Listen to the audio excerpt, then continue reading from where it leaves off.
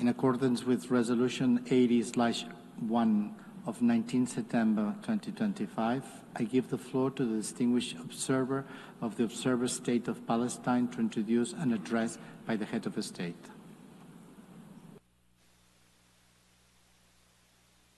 Bismillahirrahmanirrahim. In the name of God, the Merciful, the Compassionate, Her Excellency Annalena Baerbock, President of the General Assembly, His Excellency Antonio Guterres, Secretary General of the United Nations, Your Excellencies, Highnesses, and Heads of Delegations, may the mercy and blessings of God be upon you. I speak to you today after almost 2 years in which our Palestinian people in the Gaza Strip have been facing a war of genocide, destruction, starvation, and displacement waged by the Israeli occupation forces, in which they killed and injured more than 220,000 Palestinians, the majority of whom are unarmed children, women, and the elderly. A war in which they displaced hundreds of thousands and prevented the entry of food and medical supplies and caused the starvation of 2 million Palestinians.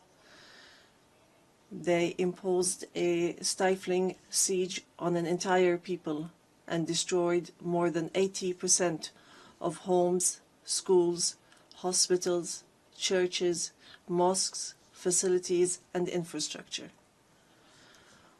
What Israel is carrying out is not merely an aggression.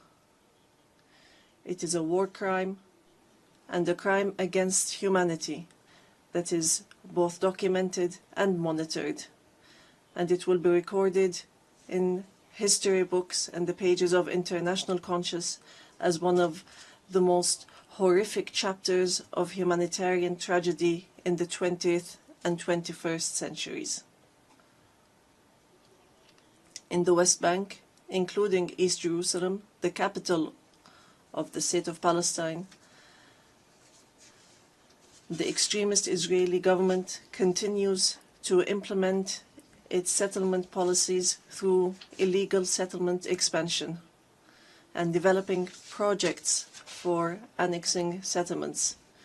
The latest was the construction plan for E1, which would divide the West Bank into 2 parts and would isolate occupied Jerusalem from its surroundings and would undermine the option of the two-state solution in a blatant violation of international law and relevant Security Council resolutions, specifically Resolution 2334. Furthermore, the Israeli Prime Minister announced a plan for what he calls Greater Israel, which we reject and completely deplore, and which involves expanding into sovereign Arab states. In addition to the brutal attack against the sisterly state of Qatar, which we condemn and see as an escalation that is grave and a blatant violation of international law, which requires a decisive intervention and deterring procedures and measures for such expansionary plans. With official support and through increasing facilities, the terrorism of settlers increases. They burn homes and fields, they uproot trees and attack villages and attack unarmed Palestinian civilians. In fact, they kill them in broad daylight under the protection of the Israeli occupation army. Furthermore, the Islamic and Christian religious sites in Jerusalem, Hebron, and Gaza Strip have not been spared the attacks which have damaged the mosques, churches, and cemeteries in a blatant violation of the historic status quo and in a clear violation of the provisions of the international law. Despite all what our people have suffered, we reject what Hamas carried out on the 7th of October. These actions that targeted Israeli civilians and took them hostages, because these actions do not represent the Palestinian people, nor do they represent their just struggle for freedom and independence.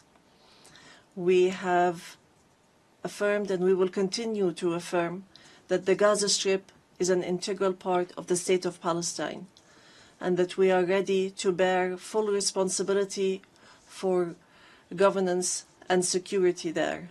Hamas will not have a role to play in governance. Hamas and other factions will have to hand over their weapons to the Palestinian National Authority as part of a process to build the institutions of a one state, one law, and one legal security forces. We reiterate that we do not want an armed state. Ladies and gentlemen, our wounds are deep and our calamity is great.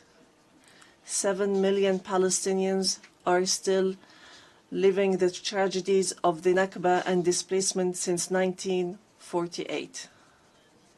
Our people in the West Bank, including East Jerusalem, and in the Gaza Strip, are still living the tragedies of the Israeli aggression and occupation for decades.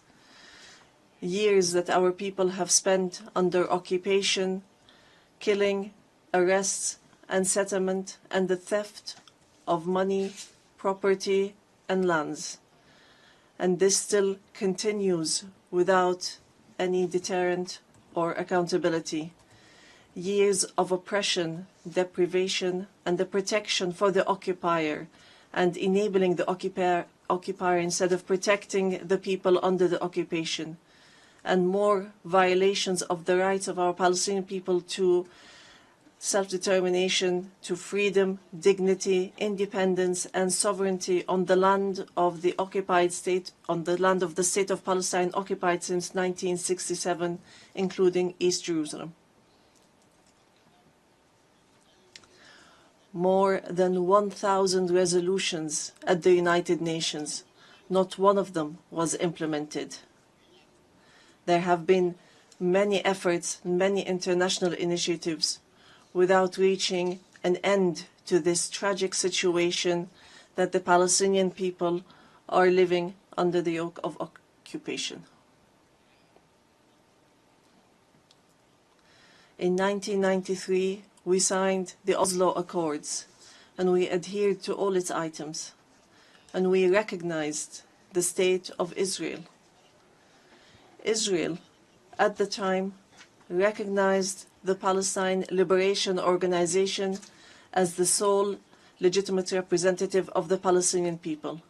Based on that, we restructured our institutions, and we amended our national charter, and we rejected violence and terrorism, and we adopted a culture of peace. We made all our efforts to build the institutions of a modern Palestinian state that lives side by side in peace and security with Israel.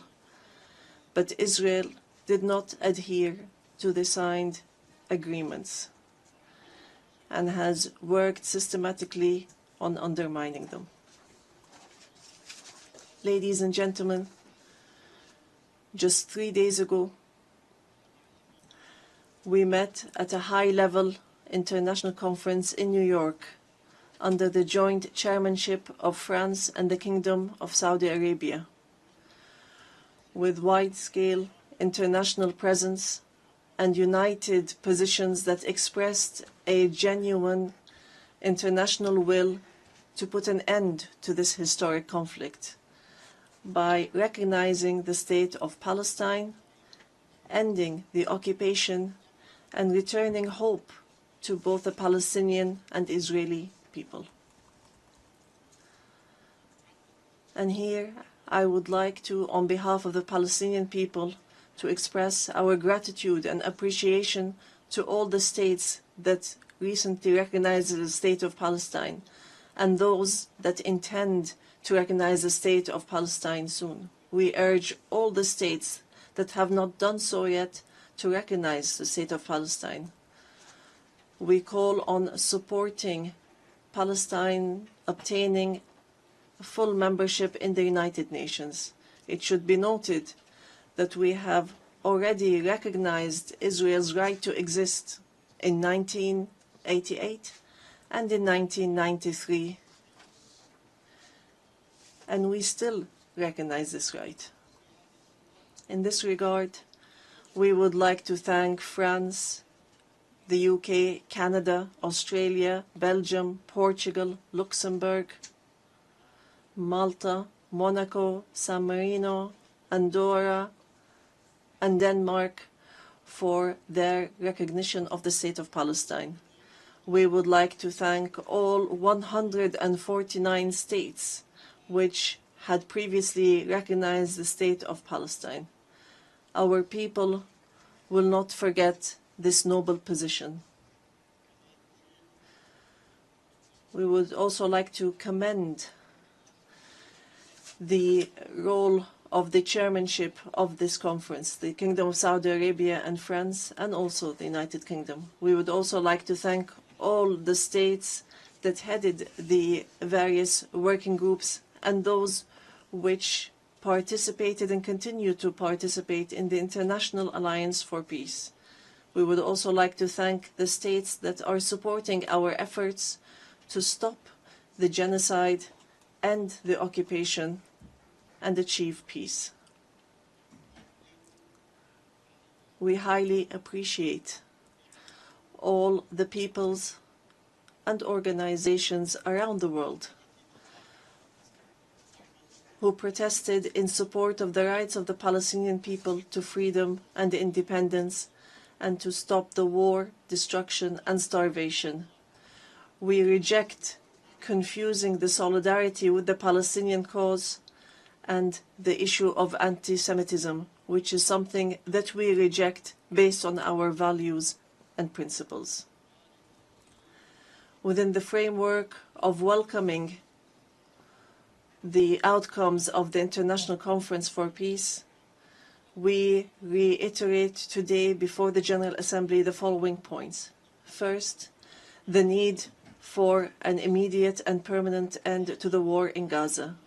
Second, the entry without conditions of humanitarian aid through United Nations organizations, including the UNRWA, and to stop using starvation as a weapon. And here we would like to thank the brotherly and friendly states and organizations that have been sending aids. Third, the release of all hostages and prisoners on both sides. Fourth, the complete withdrawal of the occupation from the Gaza Strip and the rejection of the plans for displacement and putting an end to settlement, the terrorism of settlers, and the theft of Palestinian lands and property under the headline of annexation, and stopping the aggression against the status quo in holy sites. These are all unilateral actions that undermine the two-state solution in Gaza, the West Bank, and Jerusalem. Fifth, the state of Palestine should take their full responsibility, starting with the Administrative Committee for the Gaza Strip, which is chaired by a minister in the Palestinian government, to manage the affairs of the Gaza Strip for a temporary period, and then to connect that with the West Bank, all through Arab and international support and with Arab and international presence to protect civilians in Gaza and support the Palestinian forces under the umbrella of the United Nations rather than being a replacement. Sixth, to guarantee that the residents of the Gaza Strip remain on their lands without displacement, and to implement a recovery and reconstruction plan in both the Gaza Strip and the West Bank. Seventh, releasing the Palestinian tax money that is being held by the State of Israel unjustly, and lifting the economic siege and the barriers from the Palestinian cities, villages, and refugee camps. Eighth, supporting our national efforts towards reform and conducting presidential and parliamentary elections within a year after the end of the war. The practical procedures has begun. A committee has been assigned to draft a temporary constitution, and it will end its work within 3 months, so that we move from authority to state.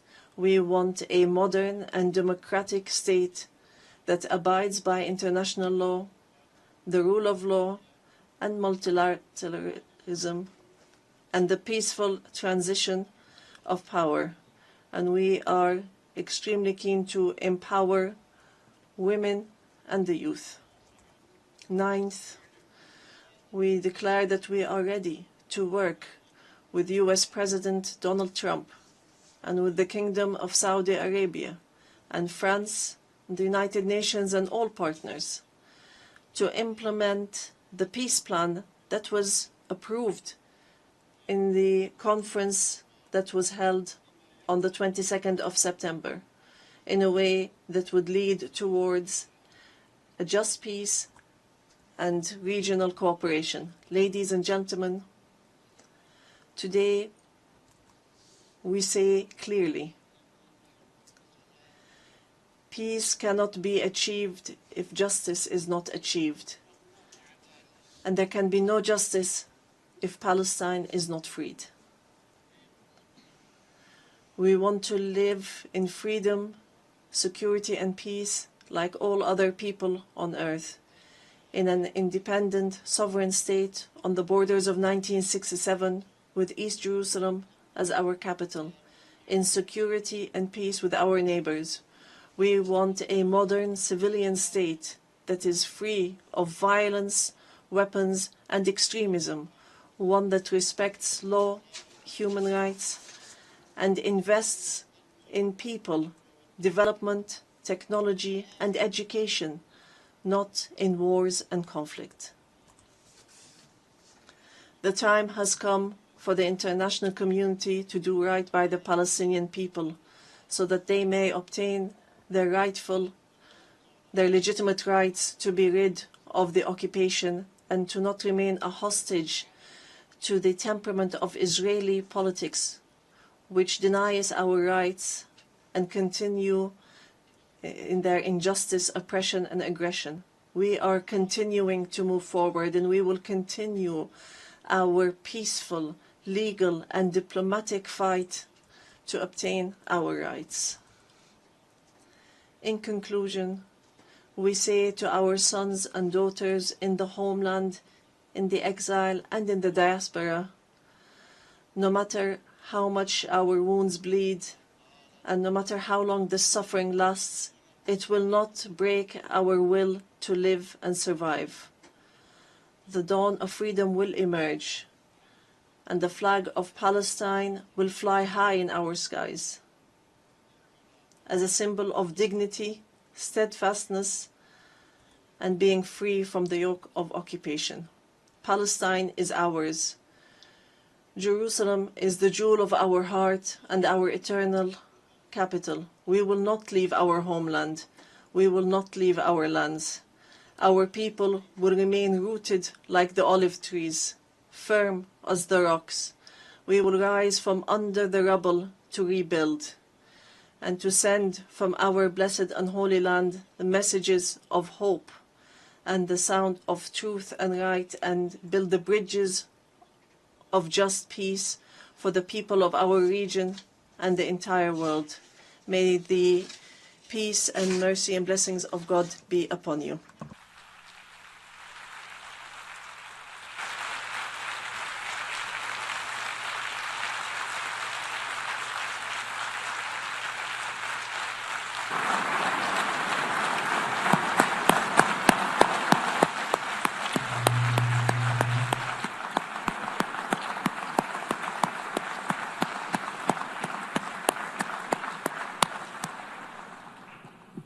On behalf of the Assembly, I wish to thank His Excellency Mahmoud Abbas, President of the State of Palestine.